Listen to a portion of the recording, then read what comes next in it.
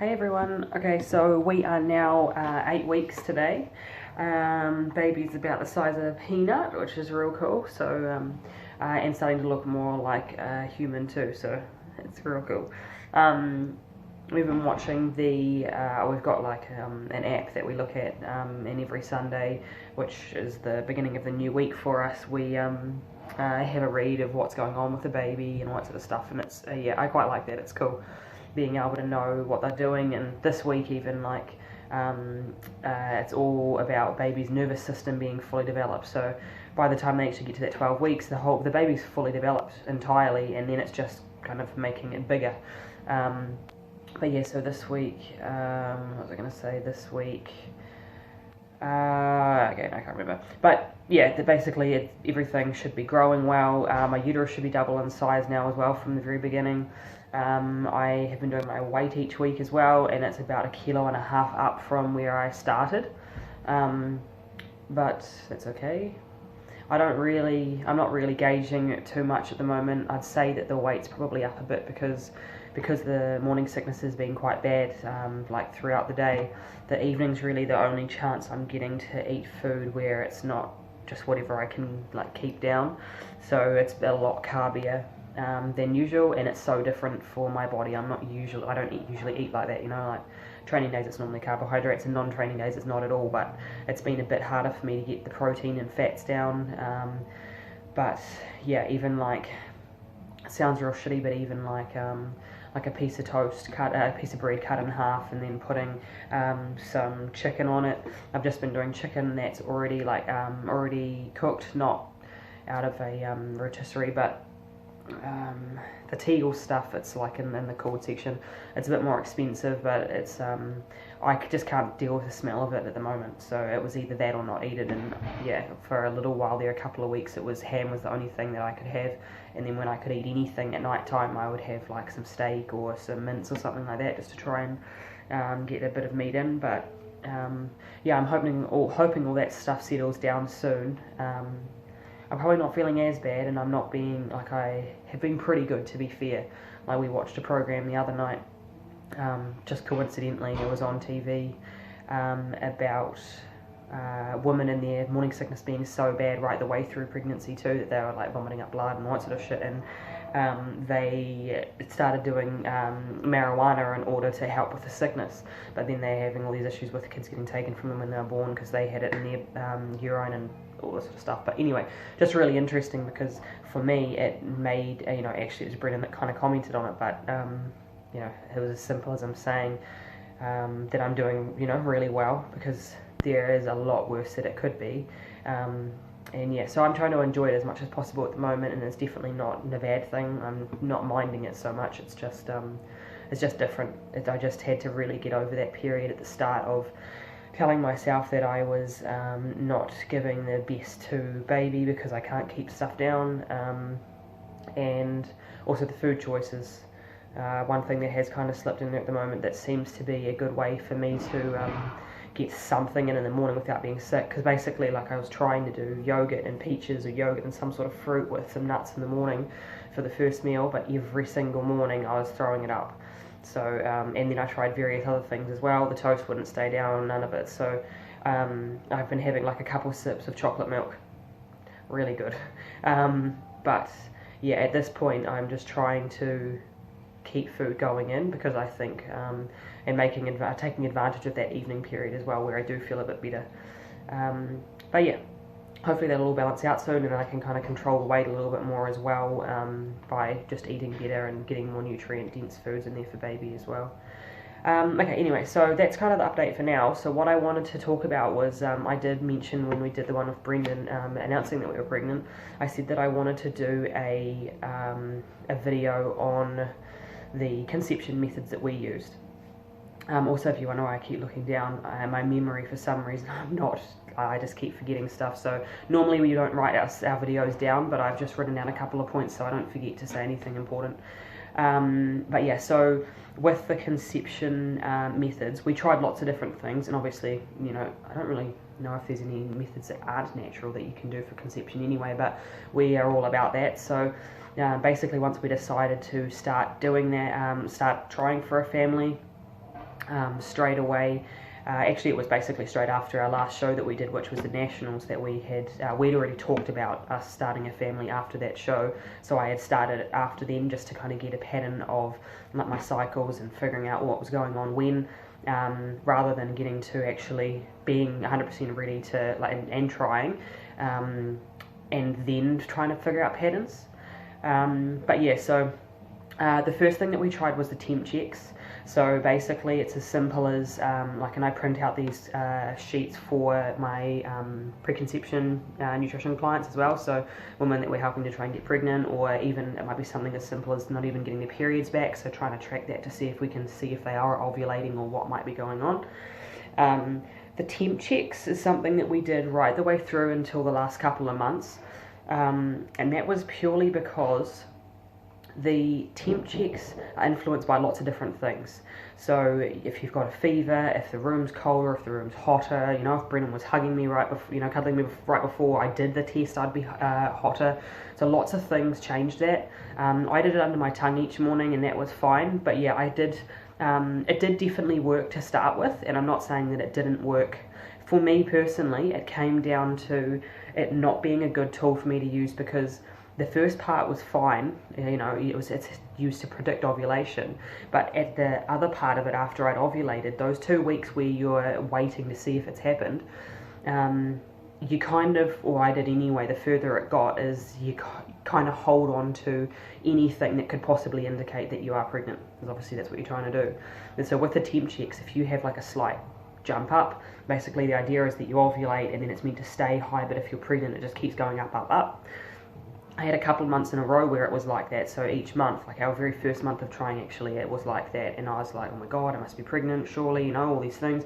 Me and Brendan both got really excited about it, and out of the 9 months that we were trying, that was probably one of the hardest ones in terms of the feeling once we realised I wasn't.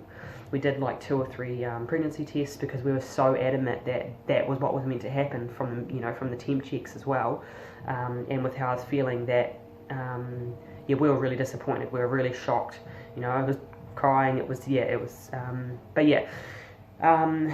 so yeah, as I got further along, it's just not for me. I got too fixated on it. So if you're that sort of person, there are lots of different methods that you can use. And in terms of what I think is like most beneficial, it's probably not one that I'd say. You've got to do it every single morning for it to be accurate. The last month that we did it, we actually dropped out we did it until I ovulated, till we could see that spike, and then we stopped doing it. So we didn't have that, Brendan said it was like knowing what you're getting for Christmas before you even get it, because it kind of was like that. And then the temp would go down, and I'd be like, fuck, I'm gonna get my period, and I'd try not to say anything to him, but then I was thinking about it, and it just wasn't beneficial. So that's one. The second one was mucus testing. So basically, throughout your cycle during the month, inside the vagina, sometimes on the outside, depending on this type of mucus that you produce, and it is individual as well. So for the mucus side of things, mucus changes throughout your cycle. So when you get closer to ovulation, if you insert a couple of fingers, you should be able to bring them out, and once you're around ovulation, it should be very stringy, like egg white in between your fingers. So this is really good mucus that sperm can get through, and it kind of guides the sperm up as well, because it's quite easy for it to get through. Other times in the month, like straight after your period, you'll either generally have a little bit of mucus there, or you won't have anything at all. It'll be a dry spell, because again, your body isn't fertile then, so it's kind of getting ready to go back through that cycle again. It slowly builds back up.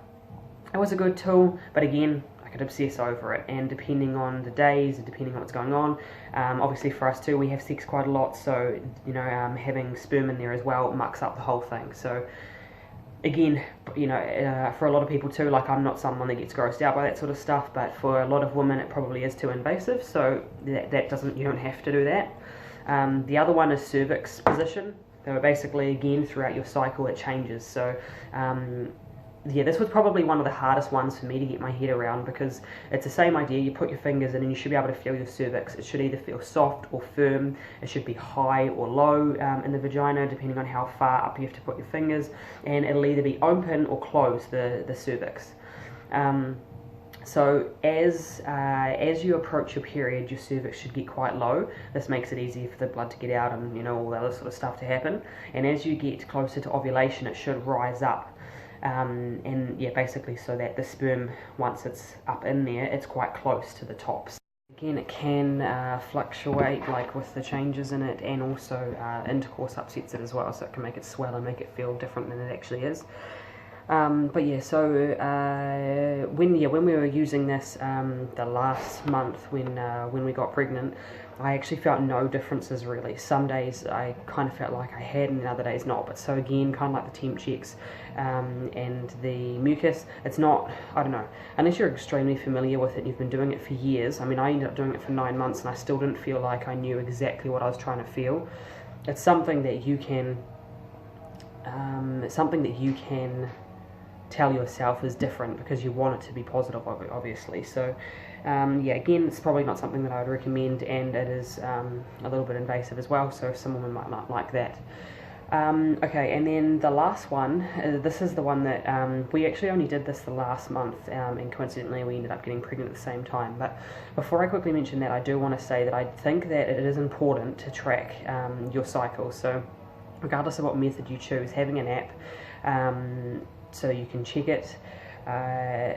Our app was called Get Baby, I think. But yeah, so anything that tracks your period and how many days your cycle is, it should predict your ovulation and everything on that as well. So it gives you a pretty good idea of the week that you should be ovulating.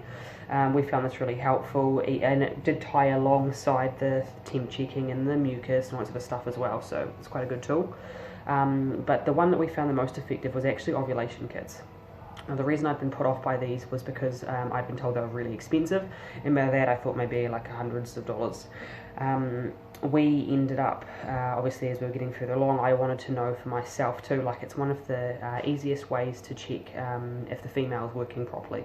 Obviously we do recommend getting a sperm test for the man as well early on, and it's good. Obviously you want to hope that there's going to be no issues, but sometimes there are, and I would much rather know at the beginning than at the end and have wasted all the time in between as well. We have dealt with people with these issues as well, and where some people would go straight to a fertility clinic and they might be told that there's no possibility for them to have children. It's actually really, really simple to change that situation, and if it is low sperm count for men. So if you have any issues with this, then get in touch with either me or Brennan, and we can give you some ideas of what we've been able to help other people do, and yeah, make you feel a bit better about it, because it's actually easier than if a woman's got an issue. What you have to do is get your sperm count up, and there's actually ways you can bypass that, and yeah, but anyway. So for the female side of things, yeah, the ovulation kits. So there are two different types of ovulation kits you can get. I got both because the more expensive ones, which were about maybe $50 or $60 for 10 strips, I think. We actually only ended up using 5, but that is quite a lot, because you actually only use the strips around your week of ovulation. Basically, the idea behind the strips and behind the stick is that it gives you, like it tells you when you're coming into ovulation, so about 24 to 36 hours before you ovulate. The digital sticks, the expensive ones, they will progressively change, so if you're not close to that period of ovulation, then it'll just be like a clear circle that comes up on the stick. Once the stick detects a surge, a rise in estrogen, then it will go to a flashing smiley face. This is the first indicator and the first thing that needs to happen in order for you to be able to ovulate and release an egg. So that's really important, and also when we've got lots of women that aren't getting their periods, it's one of the things that is the biggest issue, is the progesterone levels. So having good progesterone and having that part come up is really important. But anyway, typically it's about 2 to 3 days of having it like that before you'll get a constant smiley face, which will last for, I think it lasts for 3 days, the constant. Basically the smiley face will, it'll stay on entirely, and this means that as well as that increase in estrogen, you've also had a surge of LH, which is luteinizing hormone, and basically that's what forces the egg to drop off. So once you get that constant smiley, 24 to 36 hours later is when you'll ovulate. So basically that's when you'd want to ramp up having sex and make sure that all that's going well. If the man that you're trying to have a baby with has normal sperm, then having sex every day in that week is quite good anyway. They've got enough time for that sperm to build back up. Anyone that's got low sperm, if you're not doing anything to try and help that, or it is still low, then every second day can be good too. But yeah, and obviously what suits the couple, because for some people that's stressful, you know, like we're the couple that has sex every day anyway, so it suits us. But you want to be able to still enjoy it as much as you can as well. But yeah, so out of the 2 sticks, I didn't like the strips at all. So the strips aren't digital. The strips are cheap. I can't remember what they were, but they were like 20 cents each maybe. But yeah, I didn't like them. Basically, they recommended to do them in the afternoon, that the most accurate results are around 2 p.m. in the afternoon. And for myself, who drinks like 4 or 5 litres of water a day, my urine was so diluted by then that it wasn't really getting anything. So even when those digital sticks came back saying that I was ovulating, it didn't really change on the stick at all. It was very, very low on the stick, on the strip, sorry. But yeah, so I would recommend getting measuring your cycles, getting a bit of an idea about that, and then using the ovulation strips, the digital ones. So for that, we got ours off Baby For You. It's a New Zealand site, and they're really good. The one you're looking for, it'll be dual hormone indicator, so it'll have the 2 hormones in there, estrogen and LH. Most of the kits only do LH, but you want both. What else to say about it? Yeah, Baby For You is really good. They've also got samples on there, so like free samples. So if you buy anything that's ovulation related, you can't get any ovulation samples, but you could get like free pregnancy sticks and stuff like that that are related to something else. As long as you're not purchasing it, there's actually a few different things you can try out, which is cool. And also when they sent our order out, they had a little package of like Good Luck sparkle dust, which, you know, like we'd been trying for a while by that point, and when something as simple as that, like the thought in it, yeah, it was really nice. And it just so happened that we ended up getting pregnant that month too, so it was a really good tool for us. And yeah, if we could do it, well, when we do it again potentially, it would definitely go with just tracking on an app, making sure that Brendan's all good, and then also my end with ovulation testing. It just really narrows down that window that you have to worry about, and takes out any worries that you might have about any issues on either party's side as well. So yeah, so I'll leave it there today because it's going to be quite a long one, but yeah, if you've got any questions about any of the stuff that we talk about ever on these things, you know anyway, but just to message us and ask. More than happy to give you our opinion on stuff and help you out where we can. Cool, see ya.